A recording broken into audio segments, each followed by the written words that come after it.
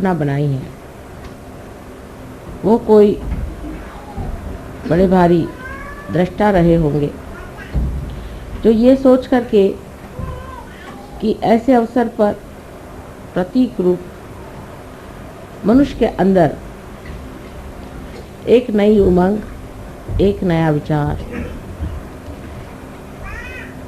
एक नया आंदोलन जागृत हो जाए। ऐसे अनेक नवीन वर्ष आए और गए, नई उमंगें आई, नई धारणाएं आई और खत्म हो गई। मनुष्य की आज तक की जो कुछ धारणाएं रही हैं, एक परमात्मा को छोड़ के बाकी सब एक मानसिक क्रियाएं रही या बौद्धिक प्रक्रियाएं रही। मनुष्य अपने बुद्धि से जो भी ठीक समझता था उसका आंदोलन एक नवीन कल्पना समझ करके चला था। वो आंदोलन कुछ दूर तक जाके फिर न जाने क्यों हठात उसी विशेष व्यक्ति को और उसी समाज को या उस समय में रहने वाले लोगों पर आघात करता है। इसका कारण क्या था ये लोग नहीं समझ पाते, लेकिन आज हमें इसका साक्षात बहुत ज़्यादा अधिक स्पष्ट रूप से हो रहा है। जैसे कि धर्म की व्यवस्था हुई, धर्म की व्यवस्था में मनुष्य ने जब भी बुद्धि और मानसिक शक्तियों का उपयोग किया तो बुद्धि के दम में वो एक वाद विवाद के क्षेत्र में बढ़ गया और अनेक वाद विवाद शुरू हो गए। अगर सत्य एक है तो पंथ इतने क्यों हुए, इतने धर्म क्यों हुए, उन धर्मों में भी इतने और भी जाति भेद क्यों हो गए। ऐसे भेद करते करते न जाने दुनिया में कितने ही गुट जम गए हैं जिसका समझ में नहीं आता है।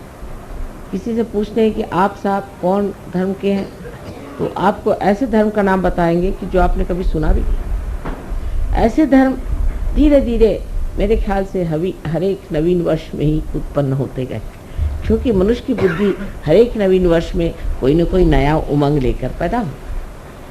इसी प्रकार हमारे बुद्धि से राजनैतिक क्षेत्र में भी बहुत सी नई नई उमंगें आई और मनुष्य ने नई नई बातें निकाली। जैसे शुरुआत में माना गया कि चलो एक राजा ही रहे तो अच्छा है, राजा सबको समझ लेगा और राजा से ही सबको बड़ा लाभ होता है। तो देखा कि जिसको राजा बनाया वही दुष्ट निकला, उसी ने सताना शुरू कर दिया। फिर कहा नहीं, राजा तो ठीक नहीं, इसकी जगह ऐसा करो कि प्रजातंत्र आप चीज़ शुरू। फिर उन्होंने प्रजातंत्र शुरू किया। प्रजातंत्र में देखा गया कि हर एक आदमी अपने को बिल्कुल ऐसा समझता है कि वो स्वयं ही उस प्रजा का संस्थापक है, संचालक है और करता है।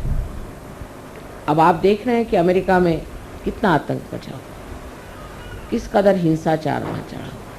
अगर पढ़ते हैं तो आश्चर्य होता है कि इस प्रजातंत्र का हाल ऐसा क्यों हो गया, ये तंत्र सारा गड़बड़ क्यों। वही हाल बाद में आप कम्युनिज्म जो आया वो उसकी एक समझ लीजिए कि दूसरी एक नवीन उमंग लेकर के संसार में आया कि अब हम एक नया ऐसा संसार बसाएंगे कि जिसमें सब मनुष्य में समानता आ जाए, उनमें कोई भी तरह का फ़र्क न रहे, खाने पीने में हर चीज़ में एक जैसा हो जाए और उसके अलावा उसको कोई स्वतंत्रता नहीं है। अगर वो स्वतंत्र हो गया तो स्व के तंत्र में वो गड़बड़ हो जाता है, इसलिए उसकी स्वतंत्रता हटा दी जाए। क्योंकि मनुष्य को जब एकदम मूर्ख समझा जाए तभी ऐसा हो सकता है। फिर मनुष्य मूर्ख नहीं है, वो तो हर जगह उसको आप जितना दबाइएगा उतना वो खोपड़ी पे चढ़ेगा। तो ये भी चीज़ कुछ बन नहीं पड़ी, वो भी नहीं बनी, ये भी नहीं बनी। इस तरह से जहाँ देखते हैं वहीं आतंक है। धर्म के मामले में तो आप देख रहे हैं कि किसी के धर्म की हालत देख करके लगता ही नहीं कि परमात्मा भी कोई चीज़ हो सकती जो एकमय हो, वो केवल हो, इसके लिए सब लोग आपस में सर काट रहे हैं, सबको मार डाल रहे हैं। तो ये कारण क्या है? जब चीज़ आपकी एक बहुत ही ज़्यादा सुष्ट रूप से नवीनतम संसार में आई है, तो इस नवीनतम चीज़ में और इस नावीन्यपूर्ण चीज़ को इस कदर गंदी, मैली, कुचैली करके क्यों संसार में आँखों में नज़र आ रही है, उसका ऐसा हाल क्यों हो रहा है? क्या वजह है कि जो चीज़ इतनी उदात्त, महान, और उसके शुरू करने वाले भी बड़े महान और उदात्त रहे हैं, वो सब के सब जा कर के आज कहाँ पहुँच गए?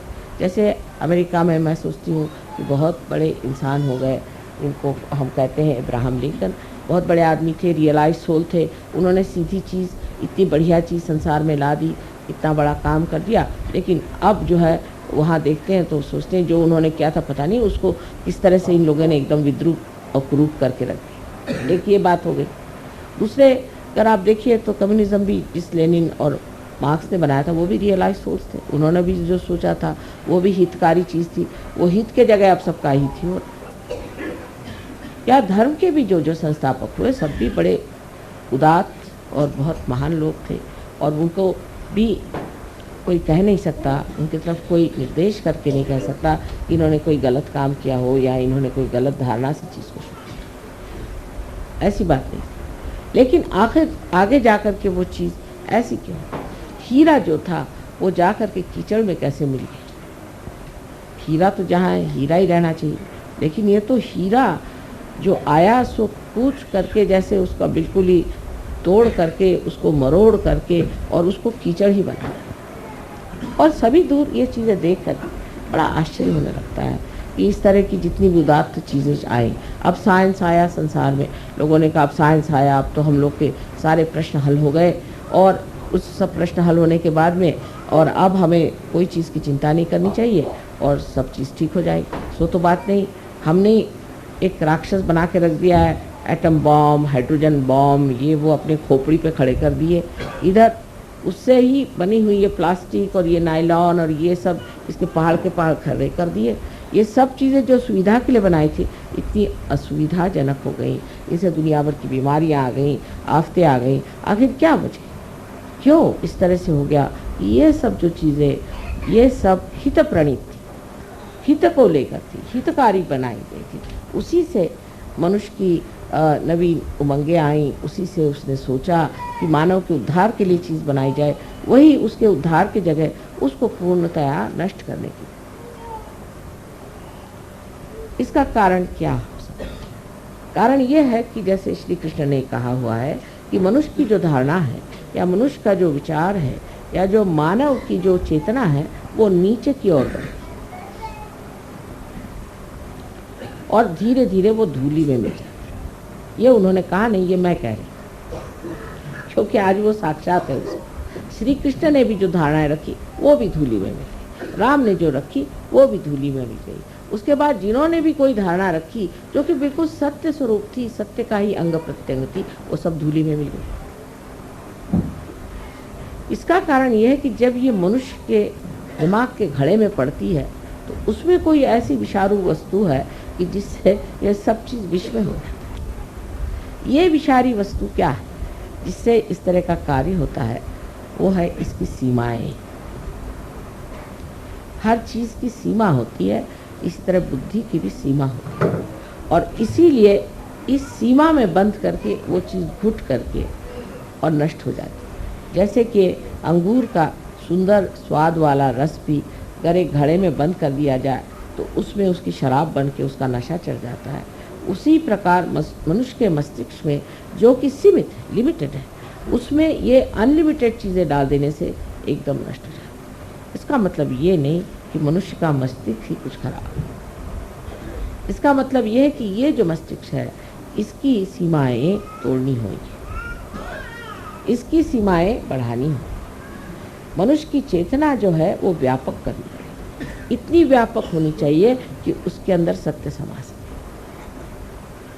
और वो खुली होनी चाहिए। इसका लक्ष्य क्या है? उधर ध्यान हमारा हटते जाता है। जब चीज़ सीमित होती जाती है तो इसका लक्ष्य क्या है? उधर हमारा ध्यान नहीं जाता। हर चीज़ का लक्ष्य था कि मनुष्य का हित हो, और हित क्या चीज़ है इसमें श्री कृष्ण ने बताया कि हित वो है जो आत्मा का कल्याण करे। अब आत्मा स्वयं ही कल्याणमय है, लेकिन कल्याण करे माने आत्मा से हम लोगों का कल्याण हो। लेकिन जब आत्मा ही खोया हुआ है तो हमारा कल्याण कैसे हो सकता? आज का जो नवीन वर्ष है ये विशेष बात है, क्योंकि आज की जो बात हम कर रहे हैं, आज का जो हम सहयोग का कार्य कर रहे हैं,